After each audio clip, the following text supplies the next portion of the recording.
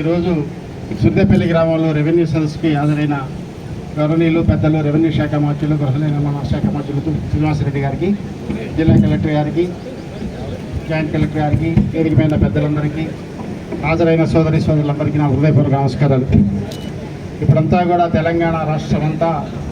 రెండు సమస్యల పరిష్కారానికి ఎదురు చూస్తూ ఉంది. ఆ రెండు కూడా మన శాసనసభ్యులు రెవెన్యూ గృహ నిర్మాణ శాఖ మంత్రుల చేతిలో ఉంది.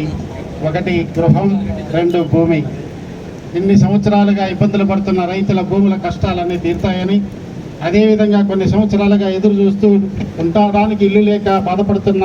పేదల కష్టాలు తీరుతున్నాయని చూస్తున్న తరుణంలో ఈరోజు మనందరం గర్వంగా చెప్పుకొని పాలేరు నియోజకవర్గం నుంచి ఎన్నికైన మన శాసనసభ్యులు శ్రీనివాసరెడ్డి గారి చేతుల మీదుగా ఈ రెండు ప్రధానమైన సమస్యలకి పరిష్కారం జరుగుతున్నందుకు మనందరం కూడా గర్వంగా చెప్పుకోవాల్సిన అవసరం. మరి గత కొన్ని సంవత్సరాలుగా అనేక సమస్యలతోటి మరి ఎవరికి చెప్పుకోవాలో తెలియకుండా మరి అనేక భూ సమస్యల మీద మనం రెవెన్యూ అధికారుల చుట్టూ, కలెక్టర్ల చుట్టూ, ప్రజాప్రతినిధుల చుట్టూ తిరుగుతున్నా ఇది మా చేతిలో లేదని చెప్పి ఆనాడు ధరణి చట్టాన్ని తీసిపోయి విదేశీ సంస్థగా అప్పచెప్పిన ఆనాటి ప్రభుత్వం మరి ఏ సమస్య వచ్చినా మీరు కోర్టుకెళ్ళని చెబుతూ కాలయాపన జరుగుతున్న తరుణంలో మరి మనం ఎప్పుడైతే కాంగ్రెస్ పార్టీ ఎన్నికల మేనిఫెస్టోలో పెట్టి మేము వస్తే ధరణి చట్టం మారుస్తాం, భూభారతి చట్టం తెస్తాం, భూ సమస్యలన్నిటికీ పరిష్కారం చేస్తామని ఆనాడు ఇచ్చిన వాగ్దానం మేరకు ఎన్నికలైన వెంటనే రెవెన్యూ శాఖ మంత్రిగా శ్రీనివాసరెడ్డి గారు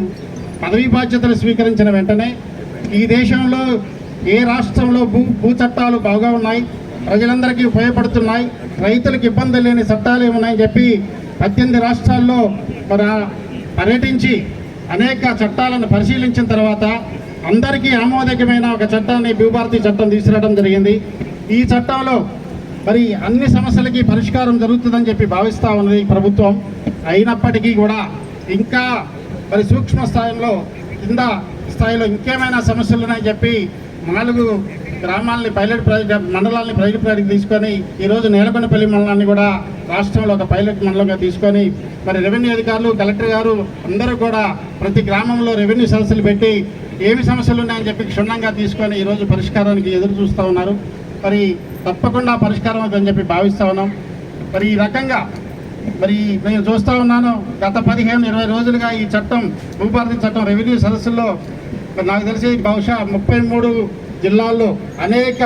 భూభారతి చట్టం సదస్సులకి అటెండ్ అయ్యి అనేక సమస్యలు, రాష్ట్ర వ్యాప్తంగా వచ్చిన సమస్యలు తెలుసుకొని తన సొంత మండలం, సొంత కాన్స్టిట్యూషన్లో ఉన్న మండలంలో కూడా చివరిగా ఈరోజు తెలుసుకోవడానికి వచ్చినందుకు వారికి మనందరం కూడా ధన్యవాదాలు కృతజ్ఞతలు చేస్తూ తప్పకుండా సమస్యలు పరిష్కారం కావాలని, రైతులకు ఎలాంటి ఇబ్బంది లేకుండా ఉండాలని అధికారులు కూడా సహకరించాలని చెప్పి కోరుతూ నాకు ఈ అవకాశం ఇచ్చినందుకు కృతజ్ఞతలు తెలియజేస్తాం.